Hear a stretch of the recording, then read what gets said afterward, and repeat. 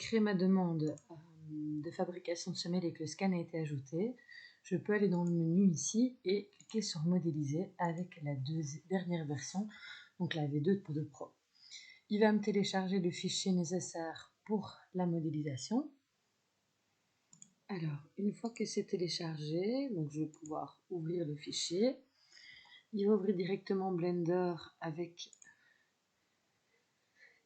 ma demande de fabrication de semelles.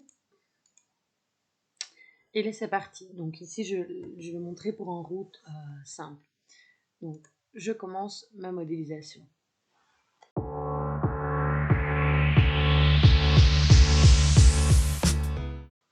Il va aller récupérer le scan automatiquement et là je vais donc faire les actions sur le scan, séparer gauche, séparer droite, c'est-à-dire que je dois lui dire quel pied est le côté gauche et quel pied est le côté droit.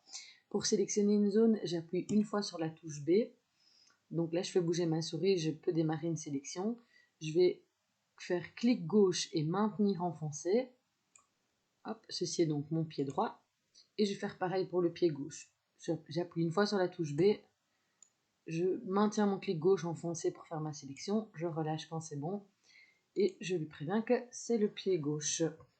Veuillez sélectionner 3 points sur un même plan avec un double clic gauche. C'est-à-dire qu'ici, on va lui redonner le référentiel du dessus de la boîte en mousse. Donc, double clic. Donc, j'ai des boules rouges. Et au troisième double clic, il va tout retirer. Ça, c'est normal. Une fois que j'ai mes 3 points, je peux valider. Veuillez sélectionner le centre du talon, double clic gauche, donc je me mets au milieu au niveau du talon. Je fais mon double clic et je peux valider. Ici, je n'ai rien à faire. Cette étape, elle me permet, si jamais le scan est retourné, de pouvoir refaire une rotation, par exemple, du scan s'il est dans le mauvais sens, etc. Si mon pied est bien mis, mais je n'ai rien à faire, je peux faire suivant. Même chose pour le côté droit, veuillez sélectionner les 3 points sur un même plan, double clic gauche, donc je reprends. Donc toujours sur la surface de ma boîte en mousse, plus je fais des points écartés, plus j'ai une meilleure qualité pour mon référentiel. Une fois que c'est bon, je peux valider. Sélectionner le centre du talon, double clic gauche au centre du talon et je valide. Ici de nouveau cette étape, si tout est ok, je n'ai rien à faire.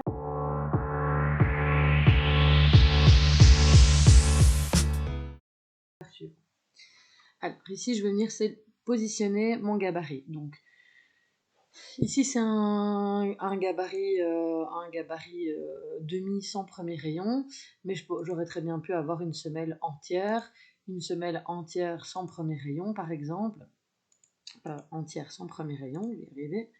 Voilà, ici j'ai la pointure 26, je peux augmenter pour mettre la pointure qui me convient. Donc ici c'était une demi, demi sans premier rayon, voilà. Alors, pour positionner ici mon gabarit par rapport à mon scan, j'ai plusieurs choses. Soit j'utilise le positionnement ici, je vais cliquer sur les flèches, etc. Soit je peux aussi faire des clics gauche sur les flèches, et là je vais faire monter, descendre et repositionner mon gabarit. Sinon, j'ai des raccourcis clavier. La touche G, je vais pouvoir faire déplacer mon gabarit avec ma souris, et quand je suis bien mise, je vais faire un clic gauche pour faire arrêter de bouger mon gabarit. La touche R va me permettre de faire des rotations avec ce gabarit pour la placer correctement. Et la touche S me permet de diminuer proportionnellement la largeur et la longueur de mon gabarit. Donc ici pour avoir la bonne taille. Une fois que je suis placée et que tout me convient, je vais pouvoir faire suivant.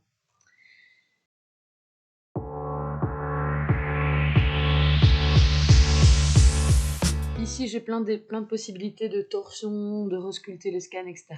Dans la majorité des cas, ce n'est pas nécessaire, donc je vais simplement cliquer une fois sur route. Et c'est ici que je vais devoir choisir ma hauteur et ma longueur de plan. Donc, par rapport à mon scan, savoir comment je dois me positionner. Donc, je choisis ma hauteur. Donc, plus je monte, évidemment, plus mon plan va être haut et donc moins j'aurai de matière, c'est de surface à écraser. Donc, et plus je descends, inversement, plus je vais aller bas dans ma correction et dans ma hauteur. En moyenne, on est entre 20 et 25 pour une correction standard. Hauteur, je peux aussi changer la longueur de mon plan. Toujours un clic gauche sur la flèche et je vais pouvoir allonger ou raccourcir mon plan. Donc généralement, mon plan il doit aller jusqu'à la zone, si vous voulez, où le plan de correction va venir rejoindre le talon. Il vaut mieux un plan qui est un peu trop long qu'un plan qui est trop court, de toute façon. Je valide. Ici, je n'ai plus rien à faire, mon route est fait, je peux faire suivant. Je vais thermoformer avec avant-pied à 0. Il vaut mieux prendre l'habitude de faire toujours avec l'avant-pied à 0. Comme ça, si on a des complètes, c'est bon. Pour une 3/4, thermoformer pourrait être suffisant aussi, puisqu'il n'y a pas d'avant-pied. Et une fois que ma semelle est devenue rouge et a été thermoformée, je peux valider.